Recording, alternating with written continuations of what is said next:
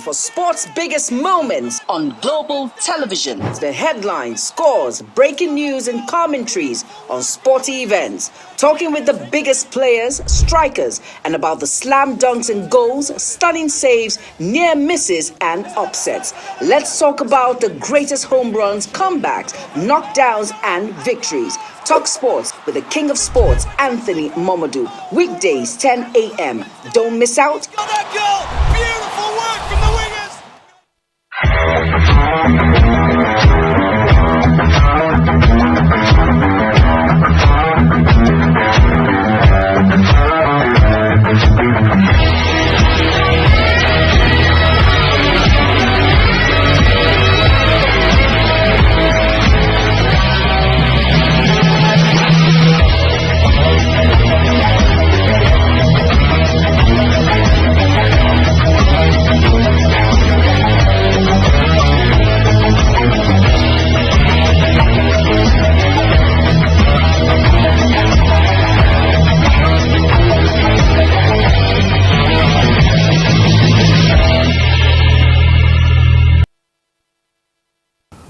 All right, welcome. It's time for us to talk sports on global television. My name is Anthony Momodu, King of Sport, and I've got all the big stories making the rounds in the exciting world of sport. And it's no happy day for football lovers in Nigeria as the darling Super Eagles got beaten yesterday. Very painful defeat, but we've got the Rwanda coach talking. Rwanda head coach, his name, Thorsten Splittler, was proud to see his team beat Nigeria's Super Eagles away on Monday. The Amovubi recorded one of the shocking results in the 2025 African Cup of Nations qualifiers by stunning their more illustrious opponent 2-1 in Uyo. It was the East Africans' ever victory over the three-time African champions, the Super Eagles of Nigeria. Rwanda went behind in the 59th minute after Samuel Chukwueze dribbled past three players before firing past goalkeeper Fabrice Intari.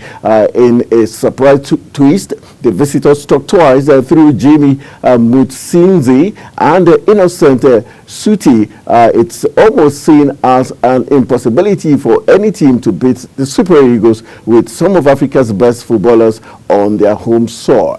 Yes, that was what played out as the Super Eagles lost at home 2-1. And the big question was, if the Super Eagles didn't qualify already, did it mean the Super Eagles would have lost out at going to AFCON 2025. Still talking AFCON stories, Gosina Guavon, the Super Eagles caretaker coach, has lamented his team's performance in the defeat to Rwanda on Monday. The Amavubi stunned their host 2-1 at the Godswill Akpabio International Stadium, Uyo, in the 2025 African Cup of Nations qualifying encounter. Samuel Chukwueze gave Nigeria the lead 1 minute before the hour mark. Thorsten Splittler's men, however, rallied to claim all 3 points with goals from Jimmy Mutsinzi and Innocent Suti.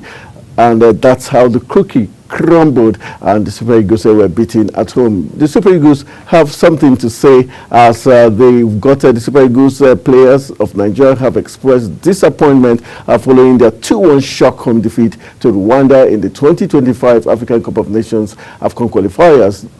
Daily Sport Post reports that Rwanda defeated Nigeria at the Godswill Akpabio Stadium, and the final AFCON Group D counter. AC Milan's Samuel Chukwueze gave Super Eagles the lead before the hour mark as Chukwueze dribbled past the Rwandan players before slotting the ball in the net. Rwanda fought back and equalized, and the visitors took the lead for the first time in the game through Innocent Suti 3 minutes later. Reacting, the Super Eagles in a tweet on their X account wrote, "We are disappointed to have ended our great run in the AFCON 2025 qualifiers with a home loss. We will bounce back. Thank you for all your support through the qualifiers and see you in Morocco. #SoSuper Eagles."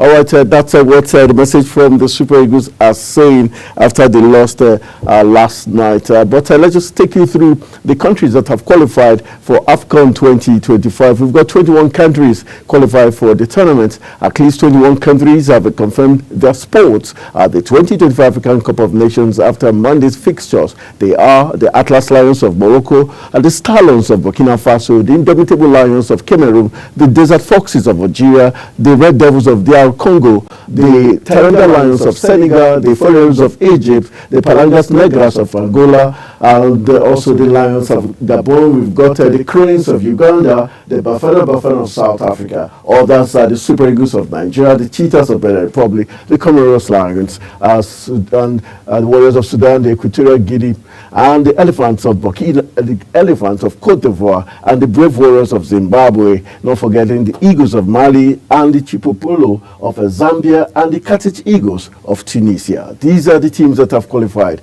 This means there are only 3 slots left to be filled for Morocco. Will host the tournament. All right, let's go for a very quick break. When we return from the break, we'll be looking at AFCON 2025, which starts December 21st, 2025 to January 18, 2026. We'll be looking at the defending champions, Cote d'Ivoire, who defeated Nigeria 2-1 in the final played earlier this year. We'll be looking at how amazing the 2025 edition is going to be. And we're going to be also talking about the CAF Awards. It's Lukman Wabali make a final shortlist, Ekong out. All this after this quick break.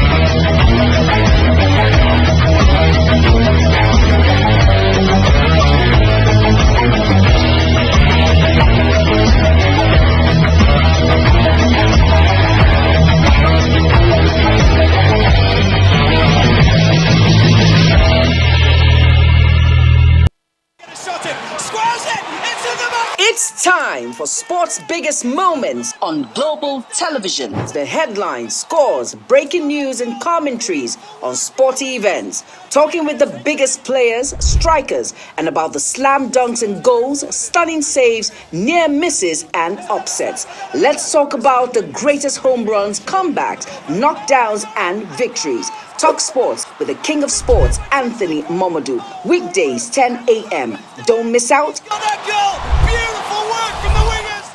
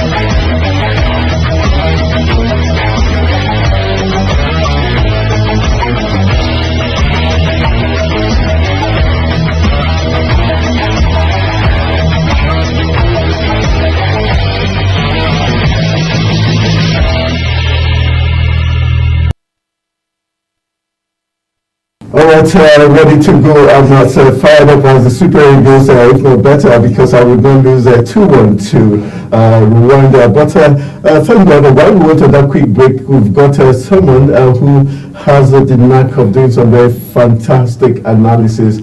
He's a sports guru and works with the Voice of Nigeria. In fact, I have to pay big bills to have him, come on my program. But that's what you get when you've got one of Africa's finest sportscasters in the studio. I want to say thank you, Mazio Dixon. Always a pleasure having you in the studios. I wanted to have you the day your darling Super Eagles decides to lose to the Amorubi of Rwanda. Did you see that coming? Well, I didn't see it coming, but there are two ways to look at it. It was a dead rubber. There was nothing at stake. The group had been, we had seen qualification, we topped the group. So it was more like just to test the other players in different formations, and it didn't come out too good. And what I could see is that we still have problems with the midfield. The midfield is a problem. Secondly, Boniface, time is ticking. This should have been an audition for him to be given that right to also lead the front where Victor Osimhen is not there. I mean, he didn't come to the party at all. I don't know what the problem is. I watch his games with Bayer Leverkusen. I see how he gets involved. There's an argument that, okay, Bayer Leverkusen, they have a midfield that feeds into the ball. But I also see that he drifts and does things to help the team if he's not scoring, but we don't see that with the Super Eagles, so I don't know them. Do you think he's under pressure to deliver the goods? That's why he's not delivering. Or do you think there's something wrong with German strikers and the Super Eagles? We remember Victor Akpobore when he was in Germany. He was one of the top strikers in Germany, but he never clicked with the Super Eagles. Well, the thing is, for Jonathan Akpobore then, we had a clutch of strikers at the time. And they didn't want him to also succeed. Too. Exactly, and the politics that went in, so that was quite different. Again, you can talk about Victor EJ. I can understand if you talk about Victor EJ. Uja, different other strikers like that. But for Victor Boniface, I don't see why he should be under pressure. I mean, look, it was a game that he should have put it to bed. Although I could see that for the rest of the team, there was complacency. Okoye, I don't know, those two goals, some will say it's not his fault, others will say the second goal, he should have covered his near posts and he didn't do a good job. I think we were just complacent, really.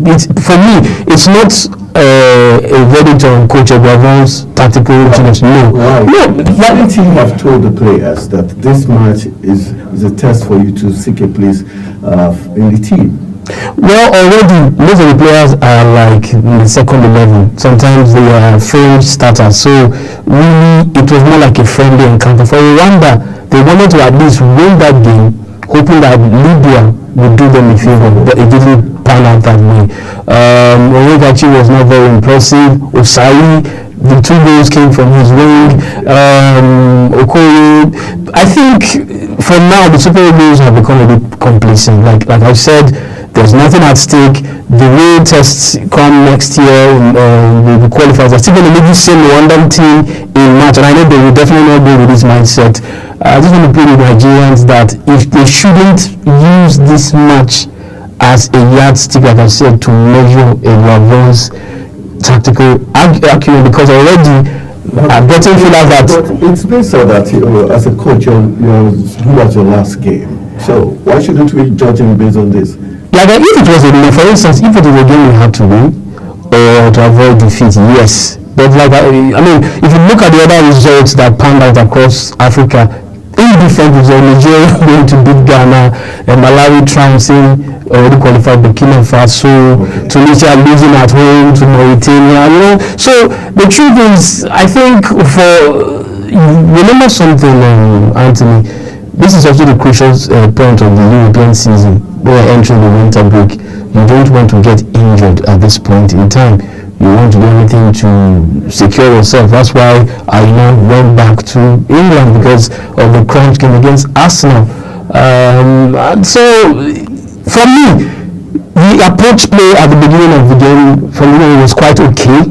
But the problem was the coordination up front. Even you notice Moses Simon was off color. Bashiru Fisayo, he came, he didn't do anything. Yusuf, now as for Alassane Yusuf, I feel that he just moved to MLS, and I understand he has not even been playing regularly.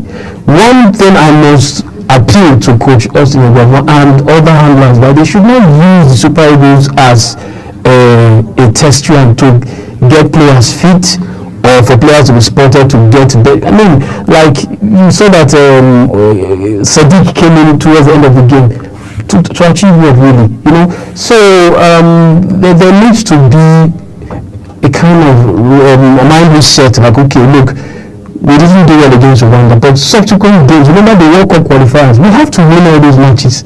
So I know definitely the approach to those games will not be like this.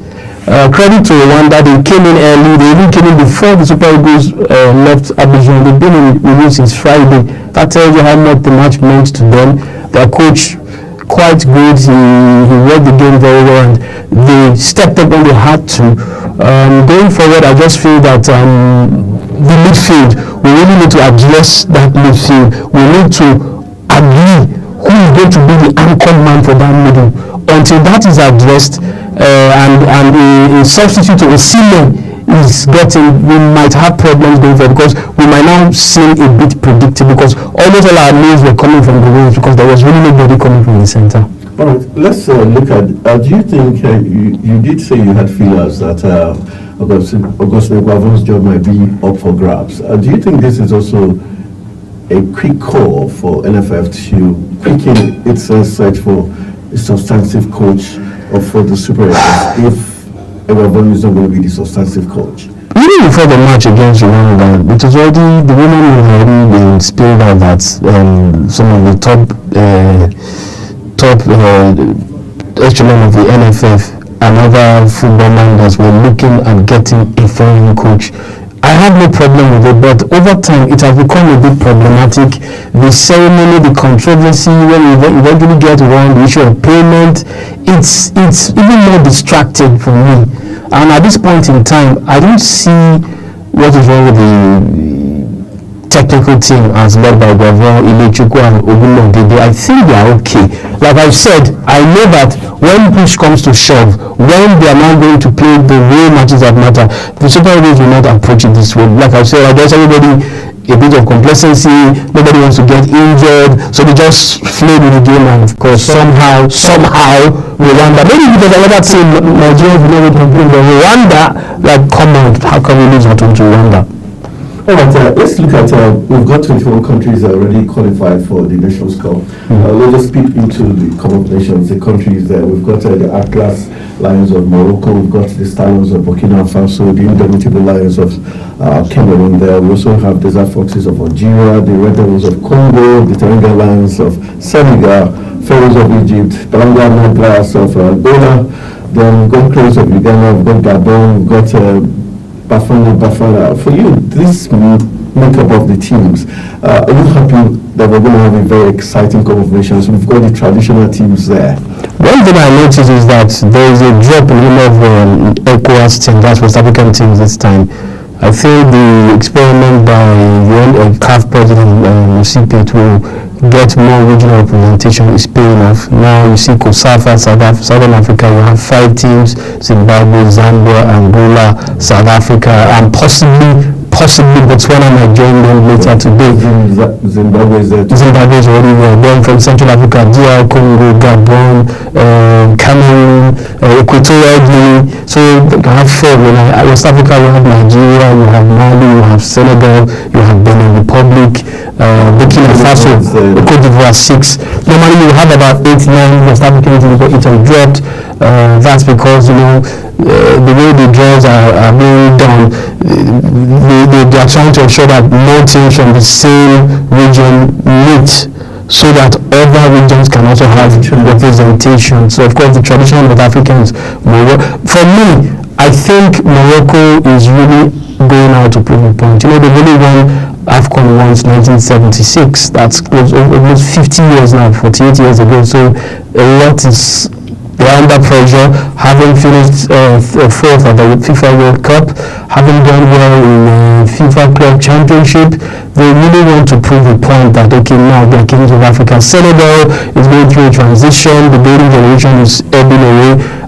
Cote d'Ivoire, they've won the African Cup of Nations at home, and they want to make it look like it was not a fluke or home advantage. Then another rising power, Angola, they finished with about 14 points, 2 draws and 1 of the other games, beating Ghana away, beating Nigeria away, and not losing again. That's a team you need to watch. They've been very consistent. The bulk of that team played at the FIFA Under-17 World Cup in Brazil 2019, and the coach was also the same man that is leading that same team. So you can see that progression. South Africa with Coach Bruce trying to prove the point that I will call it as they say in South Africa, Leka is better. That's local players. Mamelodi Sundowns, basically Bafana has made up of Mamelodi Sundowns players.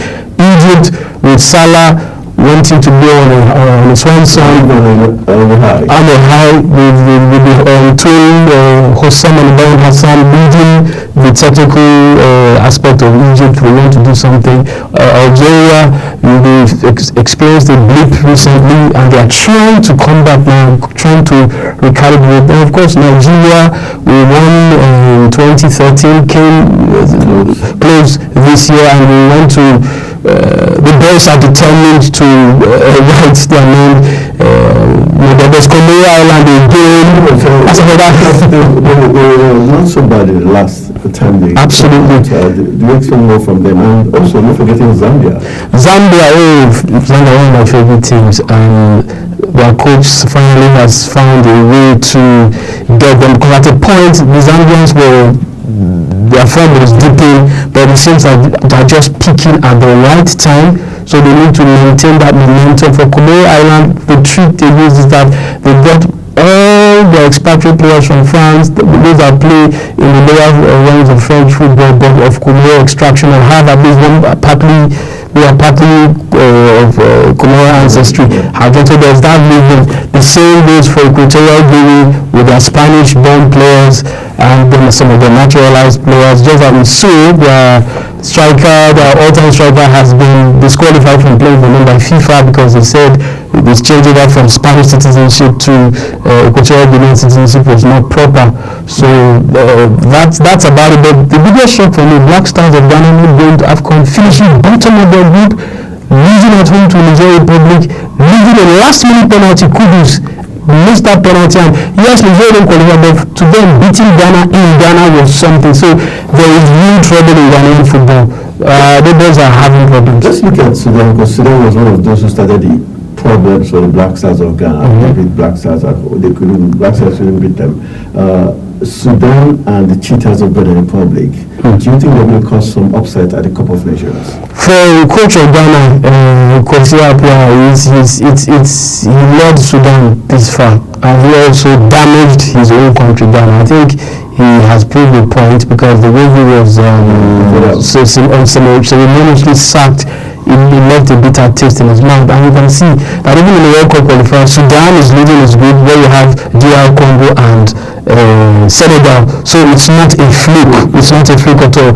For the Cheetahs of Benin, a certain Jean of War is leading the charge with his clutch of players from Europe and some that are purportedly Nigerian. So, this is culturally. That's called against the Super Eagles. Well, you have the Yorubas in Benin, but it's possible it could actually be Nigerian. It is possible because a lot of cross-border. So definitely Benin is a team that has some form of character, and they will definitely want to prove a point. So by and large, the AFCON in Morocco is going to be very, very interesting.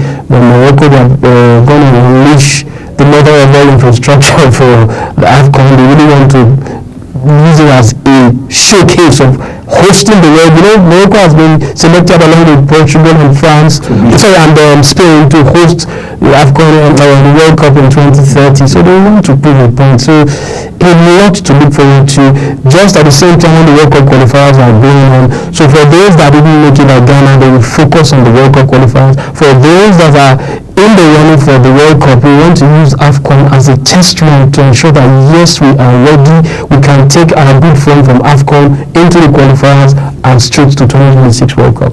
Let's see how that's going to pan out. Let's move on. We've got some other big stories that are making the rounds. As Super Eagles forward, we're talking about the CAF awards now. The CAF awards, Super Eagles forward, Ademola Lookman and goalkeeper Stanley Rabali have both been named in the final 5-man shortlist for the CAF Player and Keeper of the Year awards, but defender William Troost-Ekong missed out on the final list. 3 weeks after releasing the initial long list, CAF has officially awarded the top 5 nominees in each of the men's categories of the upcoming CAF Awards 2024, set to take place in Marrakesh, Morocco by December 16. Atlanta Europa League hero Lukman leads the final shortlist for the Men's Player of the Year award, along with Ivory Coast Salomon Indigra and Guinea striker Sekou Guirassy. We've got a Morocco defender Ashraf Hakimi and South African goalkeeper in the mix in person of Ronwen Williams. Right, let's look at those nominated for the shortlist. Where do you think this pendulum is going to go in terms of for the Player of the Year? My heart and head says Ademola Lookman. There's no question about it. He has been very consistent for club and country. You saw what he did with Atalanta. He led them to Europa glory, the first player to score a hat-trick in the final. You saw what he did with the Super Eagles at the African Cup of Nations. He took the mantle where Osimhen was faltering, and he led the charge. And even in these AFCON qualifiers, he has been exceptional, except the last game, which was meaningless anyway. But by and large, remember, he also featured amongst the Ballon d'Or nominees. So it would be a travesty of justice. So it wouldn't make sense if you would say Lookman would not win this coveted award, because he deserves it, and he has been very consistent. Hakimi, he didn't do quite well with Morocco at AFCON, but he shone brightly at the Olympics with Morocco. They finished third. With Paris Saint-Germain, they traditionally won Ligue 1, so there's really nothing there to see. You understand? Wabali, he has been very, for me, he was the best goalkeeper at AFCON. We've got Andre Onana of Cameroon also contested for the team. We've got Ivory Coast here for Fana also. Do you think Wabali can beat these goalkeepers? Because the different goalkeeper, Mustafa Shobia, who has been also in good form, is also there. The truth is, it's between Wabali and Williams of South Africa, because at the end of the Nations Cup Nations Cup, and he's also playing for Mamelodi Sundowns. So you see him week in, week out, and for Wabali driving Chippa United, with the little resources they have, the limitations, he's carrying that team all along. But my mind tells me that CAF, in order not to seem to be giving all the awards to Nigerians, they are likely going to give winning. But by and large, Wabali has proven himself to be a very good and capable goalkeeper, and credit to him for reaching this point. I remember when he played for the home-based team, when he played against Mexico in 2021, where they were thrashed. Then he was still playing in Nigeria. But look at him today, 3-4 years down the line, he has cemented himself as an icon. Fans love him. Nigerian fans love him. Even in South Africa, he's loved. He's a generally lovable person. Just sad that his dad just passed, but that aside, for me, he has been good, and I would want him to win. But like I said, CAF might look at it. For Troost-Ekong, unfortunately, after the AFCON, he got injured. The fact that he was missing from the lineup. Yes, because actually he got injured after AFCON, so he was away from football for some months. So that must have counted against. I remember AFCON was in January, February. That was almost a year ago. So that's a long time. So even if he doesn't make it, so far so good. Troost has led well as our captain from the back. But the money and the word on the street is Ademola Lookman is the successor to Victor Osimhen as Africa's Player of the Year. Alright, still talking CAF awards, Ivory Coast, we're talking about the coaches now. The final shortlist for coach award has Ivory Coast, AFCON winning coach MSC Faye, Pedro Goncalves of Angola, Sebastian Desabrey of DR Congo, Marcel Kola of Al Ahly, and Hugo Boss Blues of South Africa. Nigeria is, however, still in the running for the national team of the year alongside reigning African champions Ivory Coast, DR Congo, South Africa and Sudan. Other categories announced by CAF include Inter-Club Player of the Year, Young Player of the Year and a Club of the Year, making a total of 7 categories confirmed by CAF in the men's category of the awards. The 2024 CAF Awards cover the period between January 2024 and October 2024. Lukman is the favorite to win the Men's Player of the Year award following his superb performance for club and country in the period under review. As a 26-year-old scored 3 goals in the 2023 AFCON tournament earlier this year and ended the season with an eye-catching performance against Bayern Leverkusen in the UEFA Europa League final, where he netted a hat-trick to take his 2023-2024 tally to 17 goals and 10 assists in all competitions for Atlanta. This season, he has continued similarly with 8 goals and 5 assists in 14 games so far this season. For the coaches, any chance, who are you going to pick for who's likely to be the coach of the year? I guess they're likely going to pick their very own coach because, I mean, that you can't make up that Hollywood script. Yeah. Host country losing their 3rd group match 4-0, almost certain to be eliminated. True. Coach is sacked. Results go their way at the very last minute. Zambia being knocked out by Morocco, allowing Ivory Coast to slip in, and is handed the wins in the middle of the tournament. And your first match is against defending champions Senegal, and you delivered. Then from there, you beat Guinea, beat a Tough side. very, very tough side. I should have actually won that game, but they were very complacent. They allowed their variance in. Last minute of injury time for extra time, they conceded.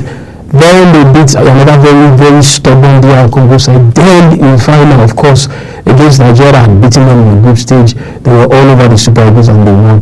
You can't but give it to the coach. That's a story for African football of the year 2024. Like, that was something out of nothing, greatness, shown through. And I'm going to say yes. But for the African team of the year, I would say Sudan. Sudan, yes, because look, like I told you, I said earlier, I mean, you need to look at their standing currently in the World Cup qualifiers. They are ahead of Senegal, DR Congo, Mauritania. These are, top beaters. Then they just, whether I like it or not, they knocked out Ghana from going to the AFCON. I mean, they are making their first appearance since 2012. For me, that is the team of the African team of the year for me. But I don't know what other people would think, but I think based on form and consistency. Remember, you've observed that some teams in the African qualifier and AFCON, they do well. In the World Cup qualifier, they are nowhere to be found. Other teams is in between. But Sudan has been consistent, and how their players play at home. El Merrick, Al Hilal. These are the 2 things that produce the bulk of the players. You have to give it to them. You have to give it to the coach. And then for what other category again? We've got, you said the Sudan, you're picking Sudan for the team. For the team of the year, yes. And for the coach, you're likely to go with the coach of Ivory Coast, definitely. Look at the young player of the year, the Inter-Club Club of the year. Yeah. But for club side, which club would you say has impressed you so far? Always, always. That's the like the Real Madrid of Africa. Let's do it that way. All right, let's talk some female football as the Blue Queens roll back to TP Mazembe of the Democratic Republic of Congo for a place in the final of the 2024 CAF Women's Champions League. Today, the encounter is slated for the start Labi Zaoui Casablanca. Kickoff is 3 p.m. Nigerian time. The Queens will be looking to become the first Nigerian club to make it to the final of the competition. Bayelsa Queens were eliminated in the semi-final stage 2 years ago, while Rivers Angels faltered in the group stage in the first edition of the competition. The Queens, who are making their maiden appearance in the Africa's biggest club competition, top Group B, with 7 points from 3 games. Moses Aduku's side eliminated Sundowns of South Africa 2-1 in a dramatic fashion in the last group game. TP Mazembe finished second in Group A behind host AS FAR of Morocco. All right, this is going to be very interesting. European Nigerian time. How big is this match going to be for the Edo Queens? TP Mazembe, they've got history for their male side. They've dominated African Champions League for a very long time. It's going to be a very big one. You asked me when before the tournament started. I said Edo Queens will go far. They are very well motivated. They've completely dominated the Nigerian football scene in the last season or so, and with a lot of players from the Falcons and other young, talented, up-and-coming players, they showed why they are Nigerian champions. Their last game against Mamelodi Sundowns, 2 goals in added time. The manner it happened, they were already going out because Mamelodi Sundowns had scored early and they sat back, and an in-swinger, the keeper punched it, didn't clear the lines, and there was a player Essien to latch on to put in equalizer. You would have expected that, okay, that was it, because they needed a draw. But just when Mamelodi Sundowns went out to attack, there was a swift counter from Edo Queens, and of course Mamelodi was there to finish off. And the celebrations and the replays on social media tells you that victory was well celebrated in Nigeria, in the African football scene, and of course around the world. And against a very dangerous TP Mazembe side, it's going to be very interesting. The Congolese are very, very strong. They've held their own against ASFA of Morocco, Cape Town of South Africa, and other teams in their group. So definitely it's going to be a tough one. But I have a feeling that if Edo Queens can maintain that their confidence, they maintain that their poise and their tactical knowledge of the coach and that self-belief, I strongly believe that they can actually make it past the semi-finals, going on better than Bayelsa Queens. Alright, I've got one queen in the studio. We're talking of the Queens in the Champions League. We wish them all the best this afternoon when they play TP Mazembe. We hope that they'll be sailing to victory. Meanwhile, I've got Queen Agaba behind the scene just to add some more flavor to talking sports this morning. Let's go to Old Trafford, and we've got some big stories that are coming from Old Trafford. Amorim took charge of the first training session as Manchester United manager on Monday. Amorim was confirmed as the man to succeed Erik ten Hag at Old Trafford back in November, but he did not start his new job until November 11 as he served a notice period for former club Sporting Lisbon. The 39-year-old is widely regarded as one of Europe's top coaches, and he finally got to work at United Carrington training ground this week. Amorim did not have a full squad of first-team players to work with because many of his top stars were on international duty. However, the likes of Marcus Rashford, Kobe Manu, Casemiro, Luke Shaw, Lily Yoro all took part in Monday's session. Amorim put his players through a series of drills and also set up a practice match. During the session, Amorim appeared to select his strongest available team against a young opposition. Amorim used a 3-4-3 formation during the majority of his 231 games in charge of Sporting, and it appears as though he is keen to stick with that system. Footage from Monday's training session was shared via United social media channels, and it left eagle-eyed fans intrigued by what they saw. After studying various clips, he deemed that Amorim had gone with Yoro, Johnny Evans, Shaw as his back three. The midfield four was similarly Anthony, Casemiro, Manu, and Tyra Malakia, with Ahmed Diallo, Rashford, and Mason Mount as three most attacking players. Alright, this seems to give us a very different picture of what Amorim wants to do with the Red Devils. Sure. I didn't see Martinez in the lineup, so it tells you this one is going to be maybe because Martinez is on duty with Argentina, they still have some of their Commodore matches, I think this Tuesday or Wednesday, if I can, so they will be excused. But the question of is before we've got Evans and Shaw, because a lot of people thought Evans will be kicked out, but it looks like Evans, it has something every coach likes. The good thing about Evans is that at the barest minimum, you can always count on him to fight for the United shirt. He may not be the most talented, may not be the most charismatic defender out there, but He gets the job done. he gets the job done, and he is United true and true. I have to say this. I'm not United. I'm not a United fan. It's sad. I feel sad saying this right now, but I just have to say it. He gets the job done, and for Man U, I mean, United from United, we're going to give you a queen after the show. okay, no problem. But look, for Amorim, as they say, nobody in Portugal first Portugal win case. So this initial all these media ops that they are putting up with their training, come on, United, we want to see what we do on the pitch. I don't understand. Should we give Amorim the menu? Should we tell him? Because look, for me, I know I'm not United fan, but the truth is, it's always good to have United competitive. It makes the league very interesting because they have a strong fan base, they have tradition, it helps for banter. Yeah, it's good. Do we feel Anthony Casemiro, Manu, does he give us just an idea of the kind of players he wants? We know these are not the first team players.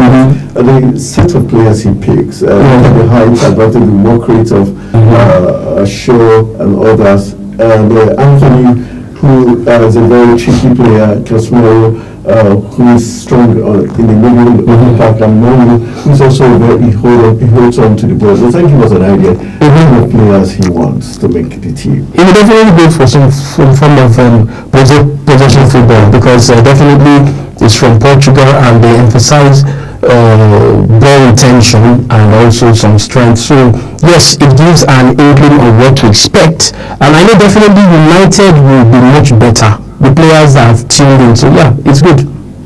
Alright, so let's see how this is going to pan out about Mason Mount. Who knows, probably he's going to have his chance. Alright, still talking Amorim, and we've got Ruben Amorim moving on behind a transfer war chest to turn Manchester United around, and instead will be tasked with squeezing more out of an underperforming squad. His predecessor, Erik ten Hag, made signings to the tune of £600 million, but with England continuing to tighten the purse strings at Old Trafford, there is little desire to whip up the squad that only recently made additions to the total more than 200 million. Amorim has arrived as head coach, the first in United history, and it is part of an overhaul of the structure led by CEO Omar Barada, Director of Football Dan Ashworth, and Technical Director Jason Wilcox. He will, over time, have the chance to bring his own players in internally. The feeling at United is that there are players at the club that can produce far more than they have shown so far. There is also hope that even more senior members of the squad can squeeze out more from their game with fresh coaching from Amorim and redefine roles in the new system. Manuel Ugarte, who United spent £50.8 million on in the summer, has worked with Amorim in Sporting previously, while teenager Lenny Leon signed for £52 million is seen having joined and fierce competition from Real Madrid and Liverpool. Is this good news, not giving coach enough war chest? I guess what they want to do is they want to assess what he does with this coming crop of players for the rest of the season. They are not expecting that United will win the Premier League now, but they expect that he will bring back a winning culture to the side. That has been missing until Ten Hag left. Van Nistelrooy brought that good feeling back. So it's expected that Amorim would consolidate on that. And the truth is, the current players of Manchester United are not bad. They are okay. It's just that I guess the man management of Ten Hag got in the way. The players, the players don't play for you. You are one leg away from being sacked because the result will show on the pitch. But we've seen that with 3-4 games that we had with Manchester United, you saw the turnaround, we saw that swagger, we saw that confidence, we saw that freedom. I don't know where it seemed like I guess maybe the tactics of Ten Hag and the way it restricted them and they felt inhibited. Now they let loose, and who knows, Manchester United might just pick one trophy. It could be Carabao, it could be, you can't tell. But one thing is certain, with this set of players, he will prove a point. once he proves a point, the board will back him with more players and the kind of players. Of course, I guess what I want to see first is, can these players on ground adapt to my system? Are they adaptable to my style of play? Before he goes. Then the ones that cannot fit in, they were rated out. Then they will not be able to play them for late. But this time next year, I mean, why should I say? But I have to say it. By this time next year, if they get it right, then the other players are coming. United will be contenders. God, I said it. Let's talk boxing and go wrap the program up. We're looking at something interesting. Jake Paul has accepted a fight with Daniel Dubois after the IBF heavyweight world champion reached out via Instagram to offering him a shot at the championship. The YouTuber turned fighter has been receiving offers left, right, and center since his victory over Mike Tyson at Texas AT&T Stadium. Paul beat Tyson, who was the undisputed world heavyweight champion from 1987 to 1990 via unanimous decision following the 82-minute round. For you, do you think this is going too far? It is going too far. Look, this is going to beat the hell out of him, I guess. The boy will school him. The boy will definitely school him. In fact, you know, for some people, they feel this is just a publicity stunt. I mean, with Netflix, $100 million on the table, and viewership up, and who knows if it's still going to be under the auspices of Netflix. We are talking about almost 200 times 2 of that. But definitely, the boy is younger. Look, Tyson, I mean, he's almost 60, so he was even way past it. And you can see, even in the match itself, they just put out an exhibition for people to see. But the next one against the boys, I think that will be a real fight. And maybe Paul might try to show the stuff he's made of. I'm certain that the boys will put him down in round 1 or round 2. If they don't follow the restrictive rules that was used for the match with Tyson, they really go for a boxing match, definitely Paul will end up on the counter. How do you see Tyson in that fight? Did they remember from his old days? Do you think he still had something inside of him, regardless of the age? One thing it shows is that those years when Tyson was really brutal, he would get the job done within the first 3 rounds. He would unlock, unpack, and unleash. But if you've observed over time, once you get Tyson past the 5th round, he runs out of ideas and starts fizzling out. And fighters like James Buster Douglas discovered it. Players like Lennox Lewis found out, Evander Holyfield exposed it. So at 68, going against 58, against a Paul I wasn't even born when he was undisputed. I mean, the age thing. No, there's no question about it. Tyson is a fighter, and we all love him. But I think he too should give way, except undertaking some form of exhibition, just exhibition fights, like the way they did with Evander, just for the love of it. But of course, he can't compete. We know that it's gone past it. But whether or not Tyson is a legend, even at the end of the match, you saw that Paul gave him that respect, they bowed. Because Tyson, after Muhammad Ali, when we talk of greats, I'm not saying there are other great boxers like George Foreman, Fraser, Mays, but after Muhammad Ali, the most was Tyson. You have to give it to him because he came unknown, young, black New Yorker, son of a Jamaican, and he really was so devastating.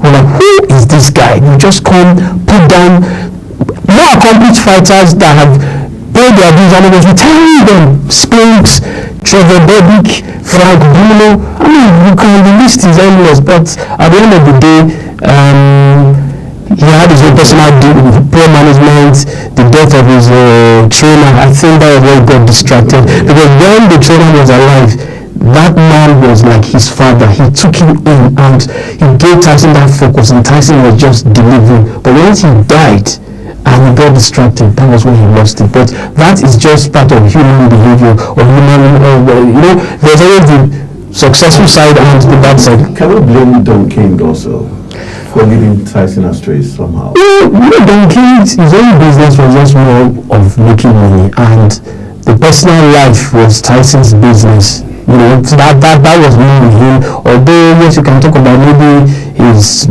background, you know, and he didn't really have people that loved him, that cared for him, and that's one thing. As much as he was a feared fighter, he was vulnerable, and some people took advantage of that vulnerability and led him astray. Alright, so that's how we're going to come to a wrap on today's edition of the program Talk Sport. Always a pleasure having Nazir Dixon in the studio talking sport. Thank you very much. My pleasure. Alright, that's how we call to wrap on today's edition of the program Talk Sport. My name is Anthony Mawere, the King of Sports, and let's do this again tomorrow. Hopefully, we'll be bringing you some updates as regards the military games going on right here in the Federal Capital Territory. Stay with us.